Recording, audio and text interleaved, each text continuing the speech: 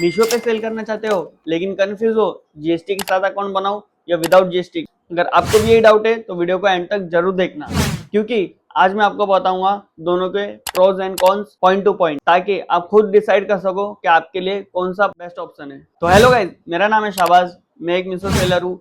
तो अगर आप भी चाह रहे हो मीशो पे सेल करना या कर रहे हो या प्लान कर रहे हो तो ये वीडियो आपके लिए गेम चेंजर हो सकता है, क्योंकि मैं इस वीडियो में आपको बताऊंगा कि मीशो पे जीएसटी के साथ सेल करना है या विदाउट जीएसटी के, कंप्लीट ब्रेकडाउन।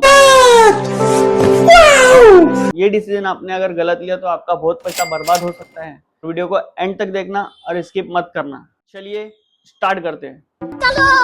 चलो। तो गाइस, कल ही मेरे एक दोस्त ने मुझे कॉल किया था। उसने कहा भाई मैं मीशो पे 50,000 मंथली कमा रहा हूँ, बट जीएसटी रजिस्ट्रेशन करूँ कि नहीं करूँ, कंफ्यूजन में हूँ। और ये कंफ्यूजन सिर्फ उसका ही नहीं, 90% मीशो सेलर्स का है। कुछ लोग कहते हैं भाई पहले बिना जीएसटी के स्टार्ट कर, बाद में देख लेंगे, कि आज मूड नहीं कर रहा, इसे कल देखते हैं इसका। कुछ लोग कहते हैं कि डे 1 से ही विद जीएसटी स्टार्ट करो, प्रोफेशनल लगेगा। बट सच क्या है, कौन सा ऑप्शन ज्यादा प्रॉफिटेबल है, तो चलिए इस वीडियो में हम पता करते हैं। पहले बात करते हैं विदाउट जीएसटी के फायदे की। गाइस, बिना जीएसटी के लिटरली आप आज से ही सेलिंग स्टार्ट कर सकते हो। कोई पेपर वर्क नहीं, कोई रजिस्ट्रेशन नहीं, सिर्फ अकाउंट बनाओ मीशो पे और आज से ही प्रोडक्ट लिस्ट करके सेल करना स्टार्ट कर दो। मैंने देखा है कि बहुत से बिगिनर्स सोचने में ही निकाल देते हैं जीएसटी के चक्कर में। जीएसटी के आपको सिर्फ इनकम टैक्स देना है प्रॉफिट पे, मतलब आपने अगर 1 लाख कमाया और 70,000 रुपए एक्सपेंस किया तो सिर्फ 30,000 रुपए आपको टैक्स देना है। कोई मंथली फाइलिंग नहीं, कोई क्वार्टरली रिटर्न नहीं, एकदम सिंपल। रजिस्ट्रेशन में 500 से लेके 2,000 तक रजिस्ट्रेशन फीस होती है, प्लस सीए का फीस 2,000 से 5,000 तक का मंथली होता है।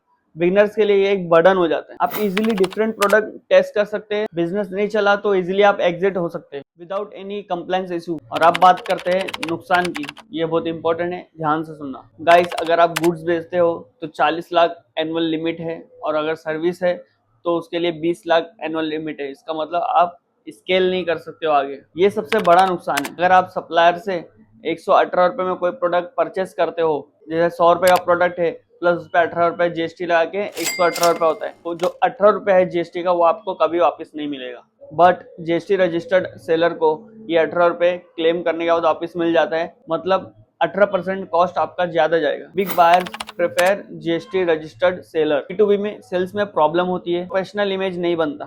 कल को अगर आपका टर्नओवर लिमिट क्रॉस हो गया तो रिट्रोस्पेक्टिव कॉम्प्लिकेशन हो सकता है। आप पूरे पैन इंडिया सेल नहीं कर सकते हो, जो आपका स्टेट है आप उधर ही पे ही सेल कर सकते हो, उतने ही हिस्से में। जैसे महाराष्ट्र है तो महाराष्ट्र में ही सेल कर सकते हो, और जिससे क्या होगा, ऑर्डर आपका कम आएगा। प्रोज ऑफ विद जीएसटी, मतलब जीएसटी के साथ सेल करने के फायदे। अगर सप्लायर को आपने 118 रुपए दिए, 100 रुपया प्रोडक्ट प्लस 18 रुपया जीएसटी, तो ये 18 रुपया आपको गवर्नमेंट की तरफ से रिटर्न वापस मिल जाएगा। रियल एग्जांपल देता हूँ, रवि भाई मंथली 2 लाख का प्रोडक्ट परचेस करते हैं सप्लायर से, जिसमें 36,000 जीएसटी पे करते हैं, बट ये पूरा 36,000 उनको वापस मिल जाता है। बिना जीएसटी सेलर्स को ये बेनिफिट नहीं मिलता। वो 36,000 एक्स्ट्रा पे कर रहे हैं मंथली। कोई लिमिट नहीं, 1 करोड़, 10 करोड़, 100 करोड़, जितना चाहे उतना स्केल कर सकते हो। जीएसटी नंबर देख के कस्टमर ट्रस्ट करते हैं और ज्यादा ऑर्डर मिलते हैं। एक्सपोर्ट कर सकते हो, B2B क्लाइंट मिल जाते हैं, बैंक लोन इजीली मिल जाता है, और आप पूरे पैन इंडिया में इसे सेल कर सकते हो। Cons with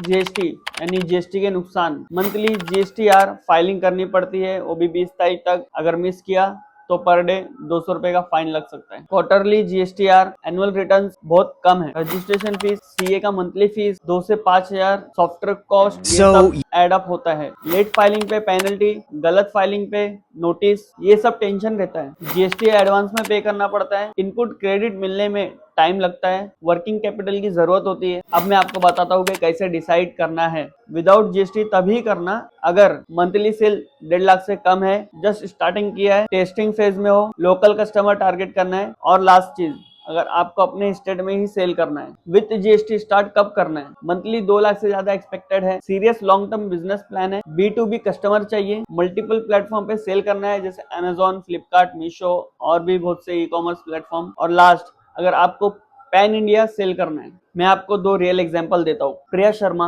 without GST start किया, 6 महीने में 25 लाख टर्नओवर, जीएसटी रजिस्ट्रेशन किया, इनपुट क्रेडिट से मंथली 15,000 सेव हो रहे हैं। केस 2 अमित कुमार, डे 1 से जीएसटी रजिस्ट्रेशन, इनिशियली स्ट्रगल हुआ कंप्लायंस में, but now monthly 5 lakh selling with proper margin. तो गाइज, अगर आप बिगिनर है और टेस्टिंग करना चाहते हो तो विदाउट जीएसटी स्टार्ट करो, और अगर आप सीरियस एंटरप्रेन्योर हो और स्केल करना चाहते हो तो विद जीएसटी स्टार्ट करो। ना मंथली परचेस कैलकुलेट करो, एक्सपेक्टेड सेल एस्टिमेट करो, 6 मंथ के लिए स्टार्ट करो। एक्शन लेना बहुत इंपॉर्टेंट है। अगर ये वीडियो आपको हेल्पफुल लगा हो तो वीडियो को लाइक कर दीजिए। अगर आप मीशो सेलिंग के बारे में और भी वीडियो चाहते हो तो चैनल को सब्सक्राइब कर दीजिए बेल आइकन के साथ।